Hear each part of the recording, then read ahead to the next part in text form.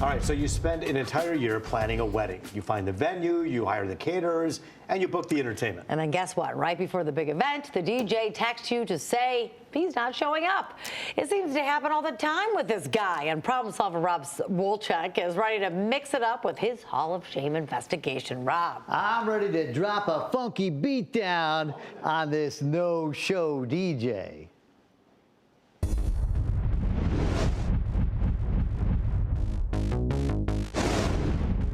Get ready to get down with DJ Darren. What happened with your DJ business? DJ Darren must be wearing his boogie shoes because this guy is walking 160 beats per minute. He's still taking bookings. He's still scamming people. Like, it's still going on. These members of the I Do crew say Darren ditched his duties right before their weddings. I think he's a scam artist. Leaving brides. Right now, I'm a bride who's angry. Grooms. During the rehearsal, get a text that he canceled. And parents. I wasn't going to let him get away with it. I wanted my Justice. yes. Spinning mad.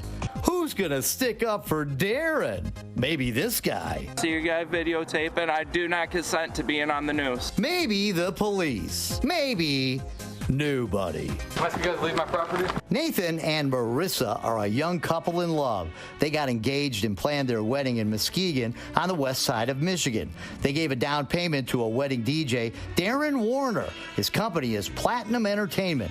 Then, a few months before the big day, He reached back out and said if we paid the rest of the amount in full, we would be able to, I think, knock $100 off or something along those lines. so now DJ Darren is paid in full. All he has to do is show up, set up, and get down at the reception. But on the eve of their wedding, at their rehearsal dinner, Literally, as we're practicing walking to and, down the aisle and everything, I'm getting texts of him saying, yeah, my car's not working. I'm not going to be able to make it. the couple say DJ Darren led them to believe he was local, but it turns out he's in the little town of Vassar, a couple hundred miles away. Already stressed, they had hours to somehow find a DJ and sound system for their wedding.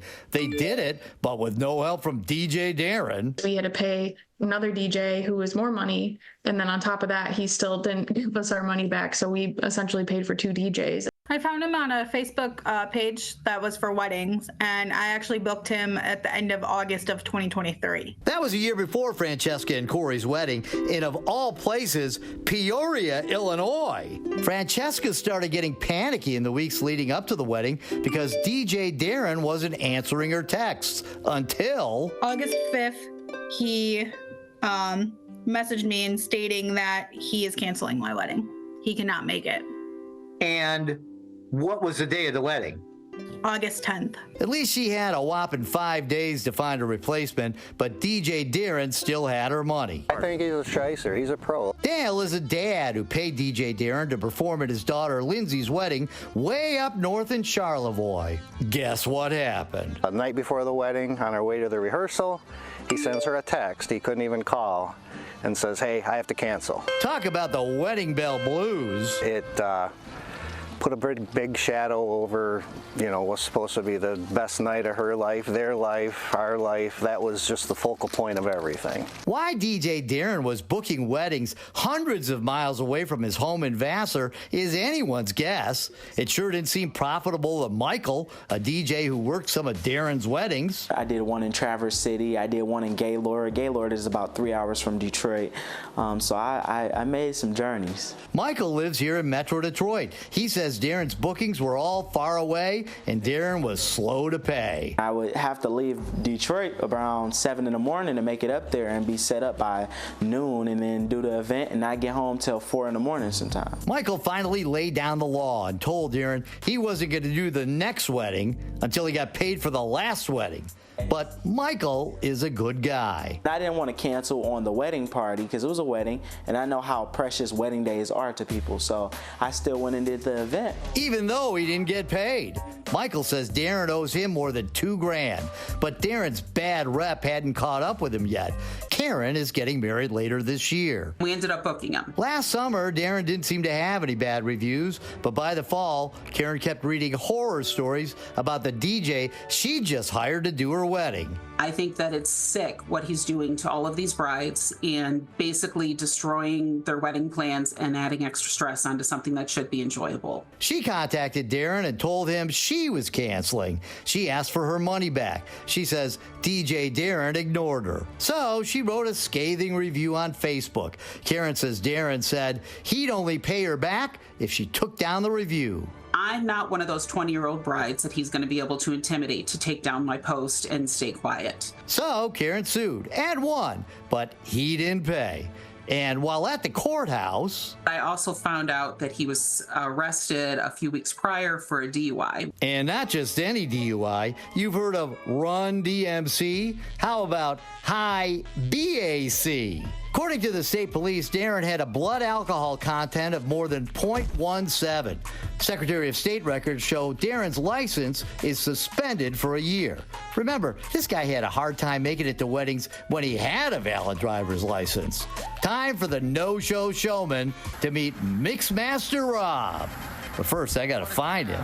I had 2 hours north to Vassar in January, but he's not at any of the addresses he has listed. Then I saw this. It's an Instagram video for a liquor store in Vassar, thumping beats. Seems like something a DJ might mix, and sure enough, I think that's DJ Darren behind the counter. A few days later, back in Vassar, there's Darren.